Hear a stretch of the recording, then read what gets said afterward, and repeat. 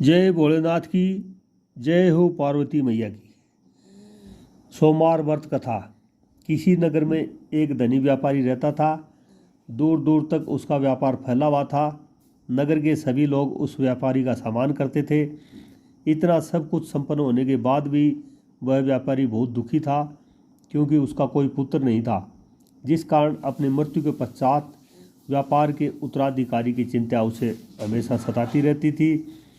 पुत्र प्राप्ति की इच्छा से व्यापारी प्रत्येक सोमवार भगवान शिव की व्रत पूजा किया करता था और शाम के समय शिव मंदिर में जाकर शिव जी के सामने घी का दीपक जलाया करता था। उसकी भक्ति देखकर माँ पार्वती प्रसन्न हो गई और भगवान शिव से उस व्यापारी की मनोकामना पूर्ण करने का निवेदन किया। भगवान शिव बोले, इस संसार में सबको उसके कर्म के अनुसार फल की प्राप्ति होती है। जो प्राणी जैसा कर्म करता है उन्हें वैसा ही फल प्राप्त होता है।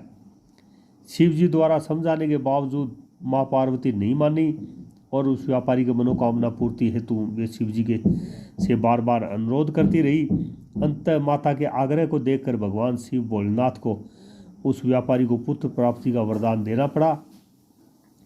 वरदान देने के पश्चात भोलेनाथ माँ पार्वती से बोले, आपके आग्रह पर मैंने पुत्र प्राप्ति का वरदान तो दे दिया, परंतु इसका यह पुत्र 16 वर्ष से अधिक समय तक जीवित नहीं रहेगा।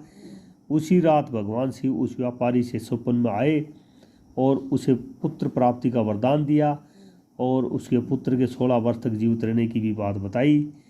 भगवान के वरदान से व्यापारी को खुशी तो हुई, लेकिन पुत्र की अल्पायु की चिंता ने उस खुशी को नष्ट कर दिया।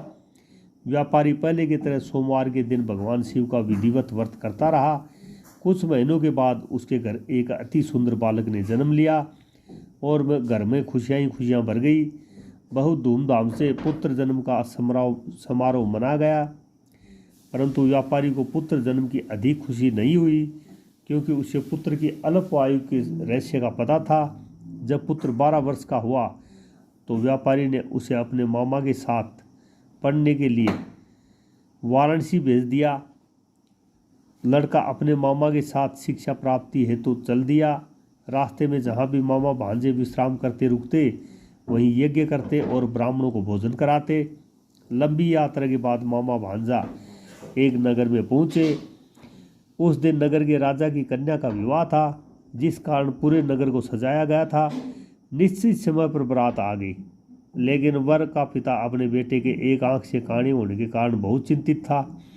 उसे भय था कि इस बात का पता चलने पर कहीं राजा विवाह से इनकार न कर दे, इससे उनकी बदनामी भी होगी। जब वर के पिता ने व्यापारी के पुत्र को देखा तो उसके मस्तिष्क में एक विचार आया। उसने सोचा, क्यों न इस लड़के को दूल्हा बनाकर राजकुमारी से विवाह करा दूं। विवाह के बाद इसको धन देकर विदा कर दूंगा और राजकुमारी को अपने नगर ले जाऊंगा। वर के पिता ने लड़के के मामा से इस संबंध में बात की। मामा ने धन मिलने के लालच में वर के पिता की बात स्वीकार कर ली। लड़के को दूल्हे का वस्त्र पहनाकर राजकुमारी से विवाह करा दिया गया। राजा ने बहुत सारा धन देकर राजकुमारी को विदा किया। शादी के बाद जब राजकुमारी से साथ लौट रहा था तो वह सच नहीं छिपा सका और उसने राजकुमारी के ओढ़नी पर लिख दिया, राजकुमारी, तुम्हारा विवाह मेरे साथ हुआ था। मैं तो वाराणसी पढ़ने के लिए जा रहा हूँ और अब तुम्हें जिस नवयुवक की पत्नी का बनना पड़ेगा वह एक आंख से काना है। जब राजकुमारी ने अपनी ओढ़नी पर लिखा हुआ पढ़ा तो उसने काने लड़के के साथ जाने से इनकार कर दिया। राजा को जब ये बातें पता लगी तो उसने राजकुमारी को महल में ही रख लिया। उधर लड़का अपने मामा के साथ वाराणसी पहुंच गया और गुरुकुल में पढ़ना शुरू कर दिया। जब उसकी आयु 16 वर्ष की हुई तो उसने यज्ञ किया। यज्ञ की समाप्ति पर ब्राह्मणों को भोजन कराया और खूब अन्न वस्त्र दान किए। रात को वह अपने शयन कक्ष में सो गया। शिव के वरदान के अनुसार शयन अवस्था में ही उसके प्राण पंखे उड़ गए। सूर्योदय पर मामा मर्त भांजे को देखकर रोने पीटने लगा। आसपास के लोग भी एकत्रित हो गए और दुख प्रकट करने लगे। लड़के के मामा के रोने विलाप करने के शोर समीप से गुजरते हुए भगवान शिव और माता पार्वती ने भी सुने। माता पार्वती ने भगवान से कहा, प्राणनाथ, मुझे इसके रोने के शोर सहन नहीं हो रहे, आप इस व्यक्ति के कष्ट को अवश्य दूर करें। भगवान शिव ने पार्वती के साथ आदर्श रूप में समीप जाकर देखा तो भोलेनाथ माता पार्वती से बोले, ये तो उसी व्यापारी का पुत्र है जिसे मैंने 16 वर्ष की आयु का वरदान दिया था। इसकी आयु पूरी हो गई है। माँ पार्वती ने फिर भगवान शिव से निवेदन कर उस बालक को जीवन देने का आग्रह किया। माता पार्वती के आग्रह पर भगवान शिव ने उस लड़के को जीवित होने का वरदान दिया और कुछ ही पल में वह जीवित होकर उठ बैठा हो गया। शिक्षा समाप्त के लड़का मामा के साथ अपने नगर की ओर चल दिया। दोनों चलते हुए उसी नगर में पहुंचे जहां उसका विवाह हुआ था। उस नगर में भी यज्ञ का आयोजन किया गया। समीप से गुजरते हुए नगर के राजा ने यज्ञ का आयोजन देखा और उसने तुरंत ही लड़के और उसके मामा को पहचान लिया।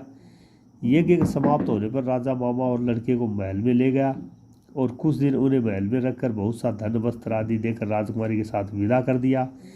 इधर भूखे प्यासे रहकर व्यापारी और उसकी पत्नी बेटे की प्रतीक्षा कर रहे थे। उन्होंने प्रतिज्ञा कर रखी थी कि यदि उन्हें अपने बेटे की मृत्यु का समाचार मिला तो दोनों अपने प्राण त्याग देंगे। परंतु जैसे ही उसने बेटे के जीवित वापस लौटने का समाचार सुना तो वह बहुत प्रसन्न हुआ। वह अपनी पत्नी और मित्रों के साथ नगर के द्वार पर पहुंचा। अपने बेटे की विवाह का समाचार सुनकर पुत्र बधू राजकुमारी को देखकर उसकी खुशी का ठिकाना नहीं रहा। उसी रात भगवान शिव ने व्यापारी के स्वप्न में आकर कहा, हे श्रेष्ठी, मैंने तेरे सोमवार के व्रत करने और व्रत कथा सुनने से प्रसन्न होकर तेरे पुत्र को लंबी आयु प्रदान की है। पुत्र की लंबी आयु जानकर व्यापारी बहुत प्रसन्न हुआ। शिव भक्त होने से तथा सोमवार का व्रत करने से व्यापारी की सभी मनोकामनाएं पूर्ण हुई। इसी प्रकार जो भक्त सोमवार का विधिवत व्रत करते हैं और व्रत कथा सुनते हैं उनकी भी सभी इच्छाएं पूर्ण होती है और उनको हमेशा जीवन में सुख समृद्धि और वैभव की प्राप्ति होती है। तो जो भी भक्त शिव जी का व्रत अच्छे ढंग से विधिवत करता है उनको इसी तरह से जीवन में खुशियाँ मिलती रहती हैं। बोलिए जय शिव शंकर भोलेनाथ की, जय पार्वती की।